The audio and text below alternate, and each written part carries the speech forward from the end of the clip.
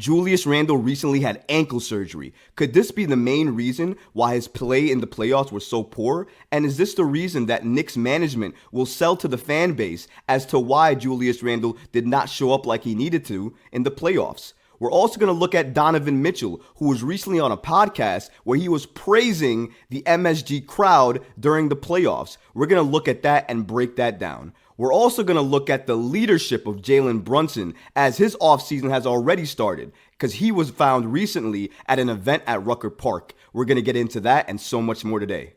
Let's go. Julius Randle recently had ankle surgery. According to Adrian Wojnarowski, all NBA forward Julius Randle underwent arthroscopic surgery on his left ankle and is expected to be ready for the New York Knicks training camp in the fall. Now, I don't have to tell you guys or explain this to you guys. You have to absolutely know. If you watch the playoffs, Julius Randle was an anchor. He was sinking the New York Knicks each and every time he was on the floor. Offensively, he was one of the worst playoff performers. Defensively, I'm sure that's true too. And here's the biggest thing and the biggest knock about Julius. Even though his offensive game wasn't there, the effort on defense, the overall effort in terms of help defense, playing, rebounding, passing, all those things, it just wasn't there to the level you needed it to be in the playoffs. And the fans are split on this. There are half the fans that say if you're out there, it doesn't matter. You got to play, and you got to play with your best foot forward. And a lot of fans didn't think Julius Randle did that. Then there are another set of fans that actually forgive Randle and look at Randle and say, you know what? He did the best that he could on a bum ankle. He was clearly injured. He was clearly not healthy. You could see it during his play. He was grimacing. He was wincing. He was limping a little bit. So clearly the ankle had something to do on his play. The New York Knicks released this information this past weekend. And there's a lot of reasons why people assume that they did this. There's a few reasons I believe that happened. Number one, to increase his trade value. If you are going to trade Julius Randle, but you have to explain what happened in the playoffs, one of the biggest detriments to Randle and probably something that hurts his value, then you have to explain what happened in the playoffs. Ankle surgery definitely explains what happened in the playoffs. They're trying to sell Julius Randle and his playoff performance to the fans. Hey fans, Julius Randle would have performed a lot better if it wasn't for his ankle. But due to his ankle, that's the reason he wasn't performing well. I think that's another big proponent as to why the New York Knicks released this information about Julius Randle's ankle. Another thing about Randle's ankle, the procedure, which was performed on Friday and considered successful, will allow Randle to resume basketball activities later this summer and be fully recovered for the start of the 2023-2024 season. That's what sources say. It's important to note that because if you're looking for a trade and he just got surgery, one of the first questions that come to mind is, when is he going to be available again? When is he going to be ready? Well, they just answered that. He's going to be ready in time for camp. So there's no harm there to the trade value. But here's the thing, guys. Even though it sounds nice in terms of upping Randle's trade value with this report, I doubt Randle gets moved. His relationship with the organization is at a sky-high level. I cannot see Randle getting traded this offseason. So then my belief and reason why I think the Knicks PR and ESPN and Woj and so many other accounts released this news, not only because it's news and it's true, but also to give the New York Knicks management an out. So Randle was bad in the playoffs, but it's because his ankle was bad and he needed surgery. That's going to be the storyline throughout the entire season and one of the biggest reasons why Randle will suit up as a New York Knick next season. You may not like it, but that's likely what's going to happen. Randle, again, he was a bad playoff performer. He did not have anything going for him, really. He had a few good moments in the playoffs, but nothing worth talking about. And the ankle clearly affected him. I'm not saying the ankle did not do anything to his game, didn't hurt his game. The ankle clearly affected him and his game to an extent. However, if you are on the court, if you can't do it on the offensive end, which you couldn't, then do everything you can while you're out there on the defensive end, on the rebounding end, on the assist game. Everything else you can influence to the best of your ability because it will give the Knicks the best chance to win. If you're injured or you're hurt and you can't do the same things that you normally do, then don't do them. Don't go ISO and hold the ball for 20 seconds and then give it to Jalen Brunson with 4 seconds left to make a decision on how to penetrate the defense. Don't do that because it's not conducive to winning.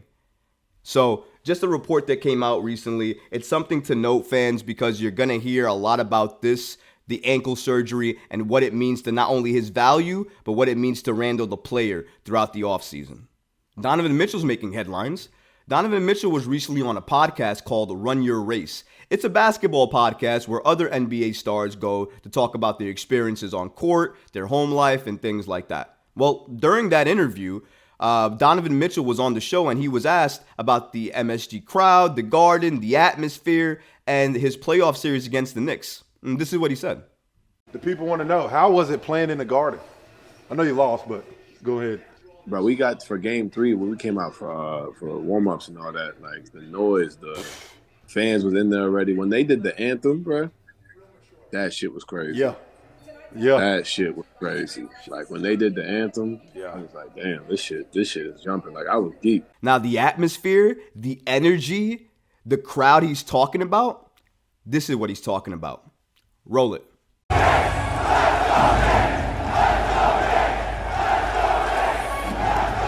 Did you hear it? Did you see it? Did you feel it?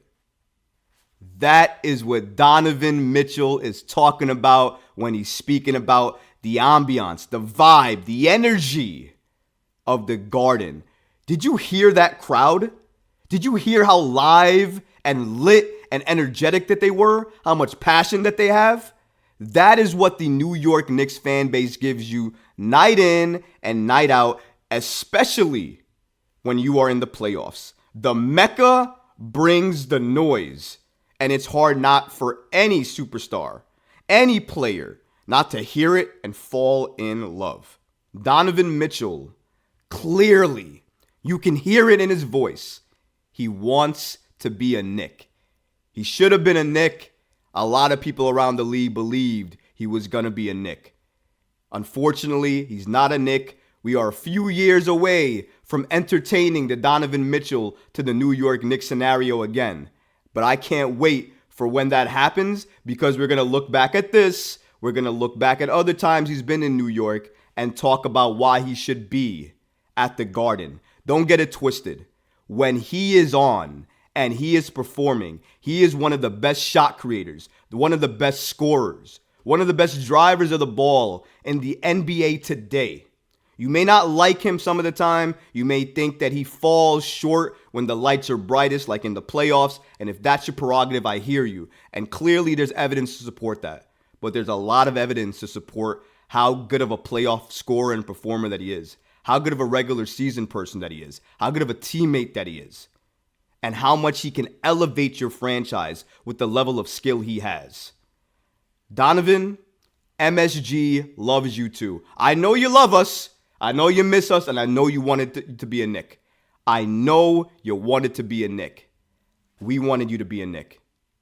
I wanted you to be a Knick. The fan base wanted you to be a Knick. Everybody thought that you were going to be a Knick.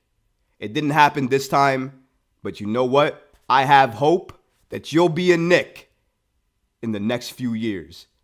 Appreciate the love, Donovan. I know I speak for everybody in the MSG community and family when I say we wish you were a Knick. One day we hope you're a Knick, but thanks for the praise and compliments. We'll always take that, especially from superstars like yourself. The NBA Finals may still be going on, but the offseason's already started for Jalen Brunson. Jalen Brunson recently was spotted at Rutgers Park.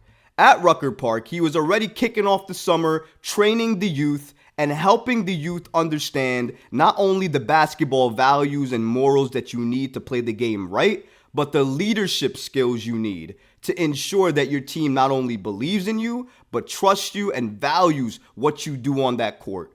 Jalen Brunson did not have to do this. It's still the finals going on. He could have stayed home, watched the finals, practice his game, get off some reps at the gym. There was 1,000 things that Jalen Brunson could have done. We are not really at the offseason yet. Maybe the offseason for the Knicks because they're not playing basketball anymore, but the playoffs are still going on, so the season, quote-unquote, hasn't ended yet. But it doesn't matter to Jalen Brunson Because when you are a leader, you do leadership things. Jalen Brunson was seen at Rucker Park helping the youth, helping the kids, helping them learn the right way to play basketball, teaching them the basketball fundamentals, but educating them on the values and morals that you need to play the game the right way. Leadership comes in a lot of different formats and forms, but Jalen Brunson is one of the most humble and confident leaders that I've ever seen. He's humble with his approach, but confident in his game. You need leaders like this at MSG. You need leaders like this on the New York Knicks. And the community of New York needs a leader like this to get behind. And Jalen Brunson has given this to the New York Knicks fan base. He's out there with our youth, our kids, teaching them basketball fundamentals, which he does not have to do. Imagine our kids learning that footwork at their age. Can you only imagine the future of the league? Thank you so much, Jalen Brunson, for helping to ensure that the future of our league, the NBA, is going to see that excellent, stellar footwork that you have for generations to come. Because that's exactly what you need to do as a star, as a leader.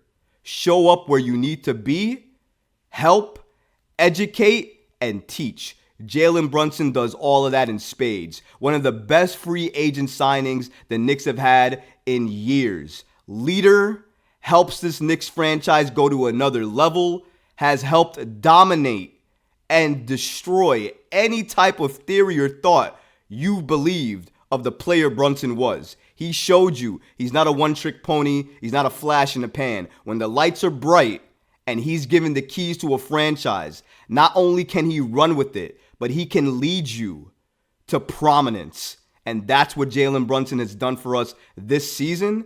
And it's only been his first season with New York. Can you imagine what he's going to give us for years to come? I can't wait to see the impact Jalen Brunson has on the New York Knicks as we move forward to next season. Let's go, New York. Let's go, Jalen Brunson. If you like what you heard today, go ahead and leave a comment below. Smash that like button and don't forget to subscribe. Until next time, fans. Peace.